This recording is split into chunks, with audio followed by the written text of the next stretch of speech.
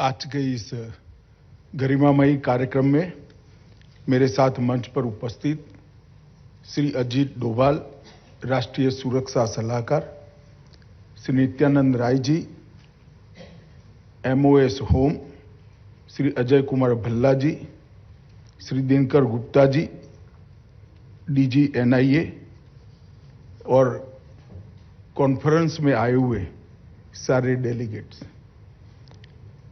भारत की आज़ादी के अमृत महोत्सव के अवसर पर नई दिल्ली में आयोजित नो मनी फॉर टेरर के तीसरे मंत्री स्तरीय सम्मेलन के समापन सत्र को संबोधित करते हुए मुझे बहुत हर्ष और प्रसन्नता हो रही है। सबसे पहले मैं दुनिया के कोने कोने से आए विभिन्न देशों तथा मल्टीलेटरल संगठनों के प्रतिनिधिमंडलों को अपनी सहभागिता के लिए धन्यवाद देता हूं।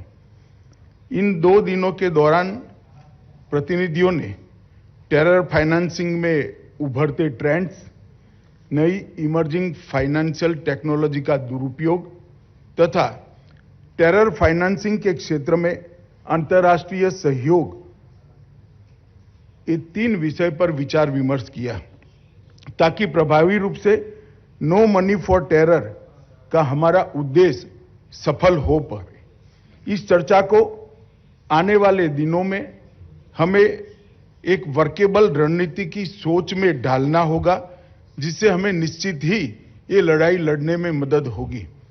सहभागी देशों और संगठनों के लिए CFT वर्तमान अंतर्राष्ट्रीय व्यवस्था की प्रभावशीलता तथा उभरती चुनौतियों के समाधान पर विचार विमर्श करने के लिए ये विश्व का सबसे महत्वपूर्ण मंच है।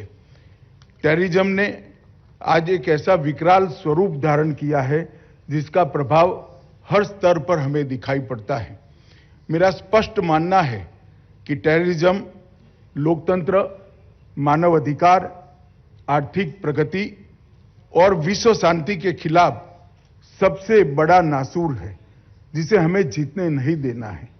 कोई भी एक देश या कोई भी संगठन चाहे कितना भी शक्तिशाली क्यों न हो, वो टेररिज्म को अकेला नहीं हरा सकता, परास्त नहीं कर सकता।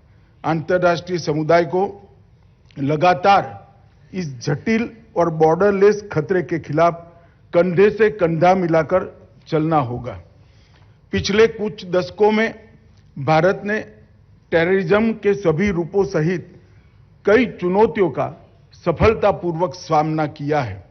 टेररिज्म के खिलाफ जीरो टॉलरेंस की नीति, काउंटर टेरर कानूनों के मजबूत फ्रेमवर्क तथा एजेंसियों के सशक्तिकरण के कारण भारत में टेररिज्म के कारण होने वाली घटनाओं में उल्लेखनीय कमी आई है तथा टेररिज्म के मामलों में सख्त सजा दिलाने में भी प्रशासन को सफलता हासिल हुई है। इन्वेस्टिगेशन को विज्ञान और तकनीक से लैस करने के उद्देश्य से फोरेंसिक साइंस को भारत में विशेष बढ़ावा दिया जा रहा है। इस दिशा में प्रधानमंत्री नरेंद्र मोदी जी की कल्पना से दुनिया के पहले नेशनल फोरेंसिक साइंस यूनिवर्सिटी की स्थापना की गई है। भारत सरकार ने यह भी तय किया है कि टेररिज्म, नारकोटिक्स और आर्थिक अपराधों जैसे अपराधों पर राष्ट्रीय और अंतर्राष्ट्रीय डेटाबेस विकसित किया जाएगा। साइबर अपराध का व्यापक तरीके से मुकाबला करने के लिए भारत सरकार ने भारतीय साइबर अपराध समन्वय केंद्र की स्थापना की है। ये प्रयोग अपने आप में बहुत सफल रहा है। मैं प्रधानमंत्री मोदी जी के संकल्प को यहां पर फिर से एक बार दोहराना चाहूंगा। भारत काउंटर टेररिज्म और CFT के लिए अंतर्राष्ट्रीय सहयोग का केंद्र बिंदु बनेगा, ये सुनिश्चित है। हम टेररिज्म के सभी रूपों के खिलाफ एक प्रभावी, दीर्घकालिक और ठोस लड़ाई के बिना भयमुक्त समाज, भयमुक्त दुनिया का अस्तित्व सोच ही नहीं सकते हैं। हमारे राष्ट्र के नागरिकों ने नेतृत्व पर सबसे बड़ी जिम्मेदारी सौंपी है उनकी सुरक्षा की, और हमारा ये कर्तव्य है कि इस जिम्मेदारी की कसौटी पर हम खरे उतरे। पिछले 2 दशक में संयुक्त राष्ट्र सुरक्षा परिषद ने इस खतरे से निपटने के लिए एक ढांचा विकसित किया है, जिसका मुख्य उद्देश्य काउंटर टेररिज्म सैंक्शन व्यवस्था खड़ी करना है। टेररिज्म को स्टेट फंडेड एंटरप्राइज बनाने वाले देशों की कार्यवाहियों पर कुछ हद तो इससे अंकुश लगाने का काम हुआ है, परंतु इसको और कठोर, पारदर्शी और सटीक बनाना बाकी है। हमारी सबसे पहली प्रतिबद्धता होनी चाहिए ट्रांसपेरेंसी के साथ कोऑपरेशन की। सभी देशों को, सभी संगठनों को बेहतर और प्रभावी तरीके से इंटेलिजेंस साझा करने में पूरी तरह से ट्रांसपेरेंसी का संकल्प लेना होगा। हमें टेररिज्म और टेररिस्ट गुटों के खिलाफ की इस लड़ाई को प्रत्येक भौगोलिक क्षेत्र में और प्रत्येक वर्चुअल में लड़ना होगा।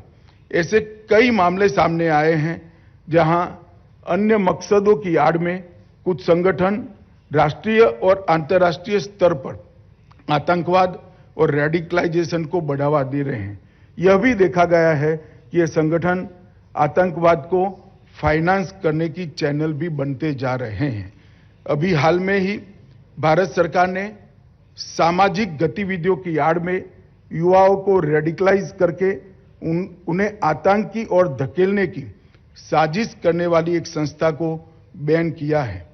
मेरा मानना है कि प्रत्येक देश को ऐसी संस्थाओं को चिन्हित करके उनके विरुद्ध कार्यवाही करनी चाहिए। कुछ देशों ने,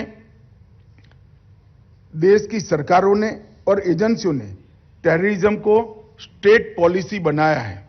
ऐसे टेरर हेवन्स पर आर्थिक प्रतिबंध के साथ साथ सभी प्रकार की नकेल कसना निहायत आवश्यक है। इस पर दुनिया के सभी देशों ने अपने जियो पॉलिटिकल इंटरेस्ट से ऊपर उठकर एक मन बनाने की जरूरत है। हम देखते हैं कि कुछ देश राजनीति के लिए आतंकवादियों और आतंकवाद को पनाह देने वालों का बार बार समर्थन करते हैं। मेरा मानना है कि आतंकवाद की कोई सीमा नहीं होती, इसलिए सभी देशों को राजनीति भुलाकर एक दूसरे का सहयोग करना चाहिए।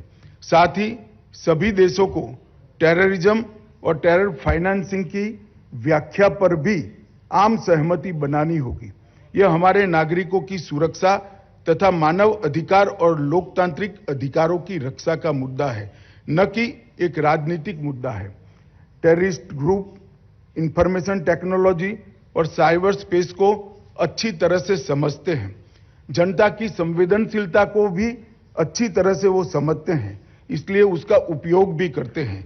आज साइबर स्पेस टेररिज्म के खिलाफ लड़ाई का एक प्रमुख युद्ध का मैदान बना है। वेपन टेक्नोलॉजी में भी बहुत परिवर्तन हुआ है। 21वीं सदी की लिथल टेक्नोलॉजी और ड्रोन टेक्नोलॉजी अब आतंकवादियों के पास भी उपलब्ध है। टेररिस्ट तथा टेररिस्ट ग्रुप की नारकोटिक्स जैसे संगठित अपराधों के साथ बढ़ते लिंक्स, क्रिप्टोकरेंसी तथा हवाला और टेरर फाइनेंसिंग की संभावनाओं को कई गुना बढ़ा देते हैं। इस सम्मेलन का मुख्य उद्देश्य यही है कि टेररिज्म और टेरर फाइनेंसिंग की सभी चैनलों की हम पहचान करें, टेरर फाइनेंसिंग के खिलाफ एक प्रैक्टिकल तथा वर्केबल रोड मैप बनाया जाए। IMF और वर्ल्ड बैंक के एक अनुमान के अनुसार दुनिया भर के क्रिमिनल हर वर्ष लगभग 2 से 4 ट्रिलियन डॉलर की लॉन्ड्रिंग करते हैं और इसमें बड़ा हिस्सा टेररिज्म को बढ़ावा देने के लिए इस्तेमाल किया जाता है। इस क्वांटम और चुनौती को देखते हुए सभी देशों के काउंटर टेरर और टेरर फाइनेंसिंग के क्षेत्रों में काम करने वाली एजेंसियां एवं अधिकारियों को एक दीर्घकालिक रणनीति अपनानी होगी। टेरर फाइनेंसिंग के संदर्भ में इस सभा का ध्यान मैं कुछ विषयों की ओर आकर्षित करना चाहता हूं, जो मेरी दृष्टि से हम सबकी प्रायोरिटी होनी चाहिए। एक, वित्तीय नेटवर्क में गुमनामी से लड़कर लीगल वित्तीय साधनों का डायवर्जन को रोकना पड़ेगा। 2, अन्य अपराधों द्वारा उत्पन्न मुनाफा टेररिस्ट गतिविधियों के लिए उपयोग में लाने से रोकना होगा। 3, नई फाइनेंशियल टेक्नोलॉजीज, वर्चुअल एसेट्स जैसे क्रिप्टो करेंसी, वॉलेट इत्यादि को टेरर एक्टिविटीज के लिए उपयोग करते हुए रोकने की तकनीक ढूंढनी होगी। लीगल चैनल्स, कैश कुरियर्स, हवाला का टेरर नेटवर्क द्वारा उपयोग पर एक साझा तंत्र हमें बनाना होगा। Non profit organisation, NPO sector का टेरर आइडियोलॉजी फैलाने में दुरुपयोग होता हुआ नजर में आता है, उसको भी हमें रोकना होगा। सभी देशों की काउंटर टेरर तथा फाइनेंशियल इंटेलिजेंस एजेंसियों का सतत कैपेसिटी बिल्डिंग भी हम सभी ने टेक्निक के एक्सचेंज के माध्यम से करना होगा। टेरर फाइनेंसिंग के सभी चरणों जैसे आतंकवादियों द्वारा फंड जनरेट करना, फंड का मूवमेंट करना, अन्य अपराधों के माध्यम से लेयरिंग करना तथा अंत में टेररिस्ट गतिविधियों के लिए इसका उपयोग करना, इस प्रत्येक स्टेज पर हमें नकेल कसनी होगी। इसके लिए वैश्विक स्तर पर एक स्पेसिफिक लेकिन कलेक्टिव अप्रोच की आवश्यकता मैं देखता हूं। सभी देशों को financial action task force FATF द्वारा सेट किए गए स्टैंडर्ड्स और रिकमेंडेशन को केवल कागज पर नहीं बल्कि स्पिरिट में इंप्लीमेंट करना होगा। मेरा ये मानना है कि टेररिज्म के वित्त पोषण का मुकाबला करने के लिए हमारा दृष्टिकोण 5 स्तंभों पर आधारित होना चाहिए। एक व्यापक मॉनिटरिंग फ्रेमवर्क स्थापित करना जिसमें सभी इंटेलिजेंस तथा इन्वेस्टिगेशन एजेंसियों में कोऑपरेशन, कोऑर्डिनेशन तथा कोलैबोरेशन हो पाए। दूसरा, ट्रेस, टारगेट और टर्मिनेट की स्ट्रेटेजी उसे निम्न स्तरीय आर्थिक अपराध से लेकर संगठित आर्थिक अपराध तक अपनानी होगी। 3, टेरर फाइनेंस के संबंधित लीगल स्ट्रक्चर को मजबूत करना और उसमें एक रूपता लाना बहुत जरूरी है। 4, नेक्स्ट जनरेशन टेक्नोलॉजी के दुरुपयोग के खिलाफ एक मजबूत टेक्निकल तंत्र हमें विकसित करना होगा। और 5, एसेट रिकवरी के लिए कानूनी और नियामक ढांचे को मजबूत करना भी बहुत जरूरी है। टेररिज्म को सपोर्ट करने वाले बॉर्डरलेस फाइनेंस मूवमेंट को रोकने के लिए हमें भी बियॉन्ड बॉर्डर कोऑपरेशन के अप्रोच को स्वीकारना होगा, तभी ये मंच अपने उद्देश्य में सफल हो पाएगा। अंत में मैं पुनः टेररिज्म और टेरर फाइनेंसिंग के खिलाफ भारत की तरफ से अपनी प्रतिबद्धता दोहराना चाहूंगा। प्रधानमंत्री श्री नरेंद्र मोदी जी के नेतृत्व में भारत टेरर फाइनेंसिंग के सभी रूपों जैसे money laundering, digital financial platform का दुरुपयोग, हवाला सभी से निपटने के लिए सभी देशों के साथ काम करने के लिए प्रतिबद्ध है। इस सम्मेलन के विचार विमर्श के दौरान भारत ने आतंकवाद के वित्त पोषण का मुकाबला करने पर निरंतर वैश्विक फोकस बनाए रखने के लिए NMFT के इस विशिष्ट पहल की स्थायित्व की आवश्यकता को महसूस किया है। अब स्थायी सचिवालय स्थापित करने का समय आ गया है। इस दिशा में आगे बढ़ते हुए थोड़ी देर में ही जारी किए जा रहे 4 स्टेटमेंट में भारत में एक स्थायी सचिवालय स्थापित करने का प्रस्ताव शामिल है। इस विषय पर शीघ्र ही सभी प्रतिभागियों के बहुमूल्य टिप्पणियां प्राप्त करने के लिए एक डिस्कशन पेपर सर्कुलेट किया जाएगा।